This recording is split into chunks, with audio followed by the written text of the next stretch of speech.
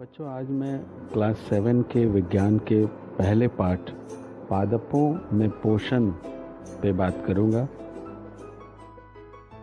पादपों में पोषण, यहाँ पे दो शब्द है बच्चों, पादप अर्थात पेड़ पौधे और पोषण अर्थात उनका भोजन।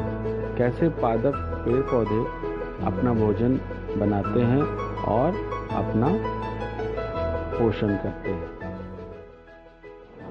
बच्चों, सभी जीवों को भोजन की आवश्यकता होती है। भोजन के बिना तो कोई जीवित नहीं रह सकता है। पादप भी अपना भोजन स्वयं बनाते हैं, परंतु मानव सहित कोई भी दूसरा प्राणी अपना भोजन स्वयं नहीं बना सकता है।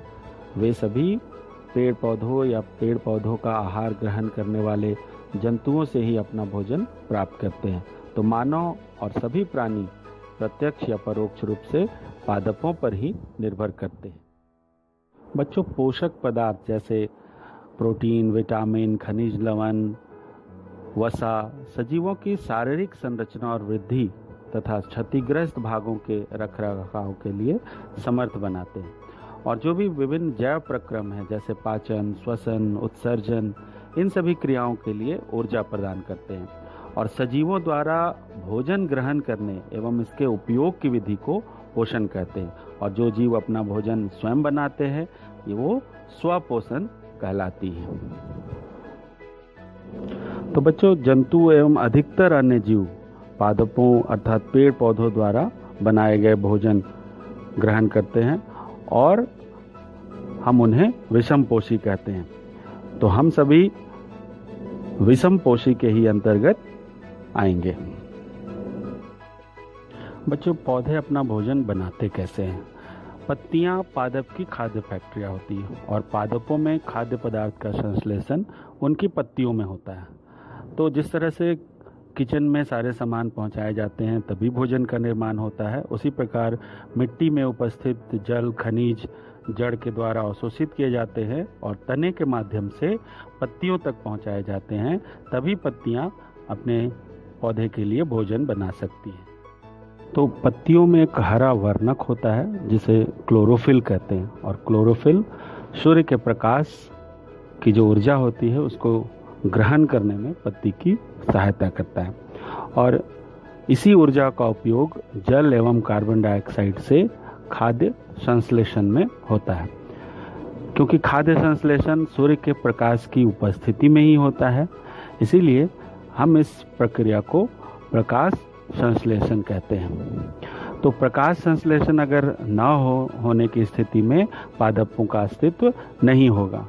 तो सभी जीवों का अस्तित्व प्रत्यक्ष या परोक्ष रूप से मतलब पादपों द्वारा निर्मित भोजन पर ही निर्भर करता है। और सभी जीवों के लिए परम आवश्यक ऑक्सीजन भी प्रकाश संश्लेषण के दौरान ही निर्मित होती है। बच्चों, यहाँ चित्र में पत्तियों की संरचना दिखाई गई है। पत्तियों में छोटे छोटे छिद्र होते हैं जिसे रंध्र कहते हैं और उस रंध्र द्वार में कोशिकाएं होती हैं।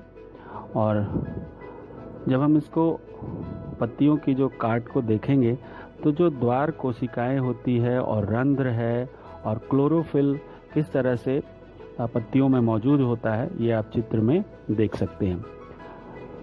कोशिकाओं बच्चा, जैसे कि आप जानते हैं कि कोशिका किसी भी सजीव की सूक्ष्म इकाई होती है जिसमें कोशिका झिल्ली होती है, केंद्रक होता है, कोशिका द्रव होता है, ये आप चित्र में देख सकते हैं। बच्चों, यहाँ प्रकाश संश्लेषण को दर्शाने के लिए एक चित्र दिया गया है। आप देख रहे हैं पौधों को जड़ों से जल एवं खनिज लवण प्राप्त हो जाता है और वायुमंडल से कार्बन डाइऑक्साइड प्राप्त होता है, सूर्य से सूर्य की रोशनी मिल जाती है और इस प्रकार पौधे प्रकाश संश्लेषण की क्रिया कर ऑक्सीजन निर्मुक्त करते हैं। इस प्रकार हमने देखा बच्चों कि प्रकाश संश्लेषण के दौरान पत्ती की क्लोरोफिल युक्त कोशिकाएं सूर्य के प्रकाश की उपस्थिति में कार्बन डाइऑक्साइड एवं जल से कार्बोहाइड्रेट का संश्लेषण करती है। तो हम इसे समीकरण से इस प्रकार दिखा सकते हैं।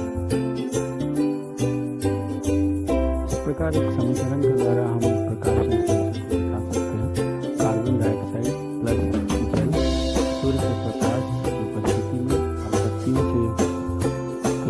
क्लोरोफिल के द्वारा, कार्बोहाइड्रेट प्लस ऑक्सीजन। इस प्रकार पौधों में प्रकाश संश्लेषण की क्रिया होती है। तो बच्चों, जो पत्तियां हरी नहीं होती हैं, कई रंग बिरंगी पत्तियां भी हमें देखने को मिलती है, डिज़ाइनदार पत्तियां, उनका क्या होता है?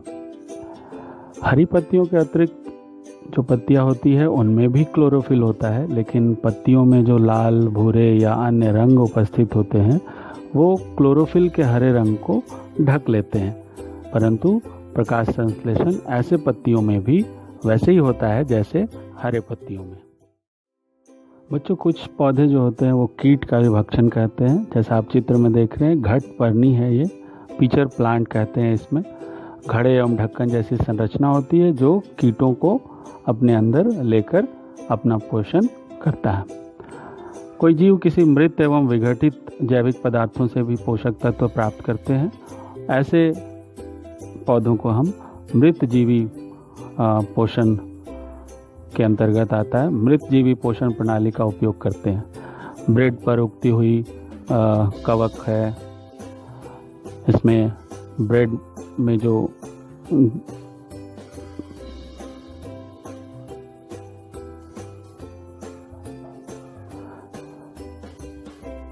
छत्रक के पैकेट, सड़ी गली वस्तु पर उगा हुआ छत्रक, आप मशरूम देखते होंगे, एक तरह का वो मृत जीवी है।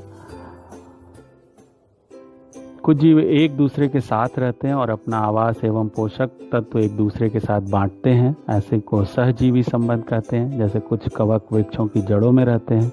वृक्ष कवक को पोषण प्रदान करते हैं और बदले में उन्हें जल एवं पोषण मिलता है। लाइकेन कहे जाने वाले कुछ जीवों में दो भागीदार होते हैं, एक शैवाल होता है और दूसरा कवक होता है। शैवाल में क्लोरोफिल उपस्थित होता है और कवक में क्लोरोफिल नहीं होता है। तो मृदा में पोषकों की पुनः पूर्ति किस प्रकार होती है? एक बार पौधा अगर इस्तेमाल कर लेता है तो आप जानते होंगे कि माली गमलों में, लॉन में खाद या उर्वरक डालते हुए आपने देखा होगा। बच्चों, पत्तियों के अतिरिक्त पादपों के दूसरे हरे भागों जैसे हरे तने, हरी शाखाओं में भी प्रकाश संश्लेषण होता है। मरुस्थलीय पादपों में वाष्पोत्सर्जन द्वारा जल क्षय, पानी की कमी को कम करने के लिए पत्तियां शल्क या सूल रूपी अर्थात कांटेदार होती हैं। पादपों में पोषण की अन्य विधियां भी हैं। मनुष्य या अन्य प्राणी जिस तरह से पोषण के लिए अन्य पादपों पर निर्भर रहते हैं, वैसे पौधे भी अन्य पौधों पर निर्भर होते हैं। ये विषम पोषी प्रणाली का उपयोग करते हैं। बच्चों, चित्र में आप एक पेड़ देख रहे हैं और पेड़ पर पीली पीली कुछ रस्सी नुमा आकृति उस पर आरोहित है और वो पीली रस्सी नुमा जो पादप है वो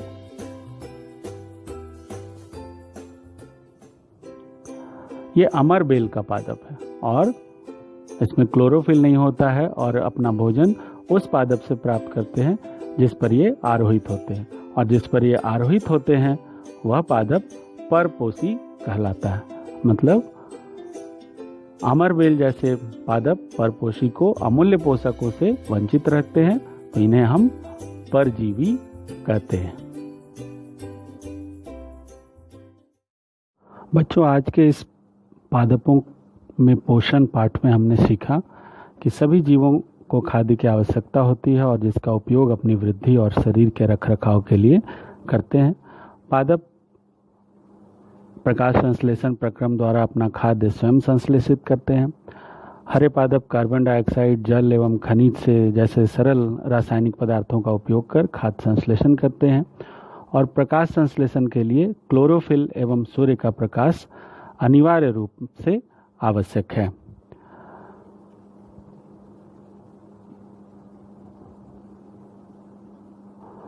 बच्चों, कार्बोहाइड्रेट जैसे जटिल रासायनिक पदार्थ हमें प्रकाश संश्लेषण से ही प्राप्त होते हैं और प्रकाश संश्लेषण के प्रक्रम में क्लोरोफिल की सहायता से पत्तियों द्वारा सौर ऊर्जा का संचयन किया जाता है। प्रकाश संश्लेषण में ऑक्सीजन उत्पादित होती है और इस ऑक्सीजन का उपयोग सभी जीवों द्वारा उनकी उत्तरजीविता के लिए किया जाता है। कवक अपना पोषण मृत एवं अपघटित जैव पदार्थों से प्राप्त करते हैं, उन्हें हम मृतजीवी कहलाते हैं वे, और अमरबेल जैसे पादप परजीवी कहलाते हैं। यहाँ पे कुछ शब्द इस पाठ में आए थे, इन शब्दों से आपको परिचित होना चाहिए। स्वपोषी, क्लोरोफिल क्या होता है, विषमपोषी किसे कहते हैं, परपोषी किसे कहते हैं, कीटभक्षी पादप क्या होता है, पोषक का अर्थ क्या होता है, परजीवी, प्रकाश संश्लेषण, मृतजीवी, रंध्र, सहजीवी संबंध और कवक। तो ये सारे इस पाठ के प्रमुख शब्द थे जिनसे हमें परिचित होना चाहिए और इनका हमें अर्थ पता होना चाहिए।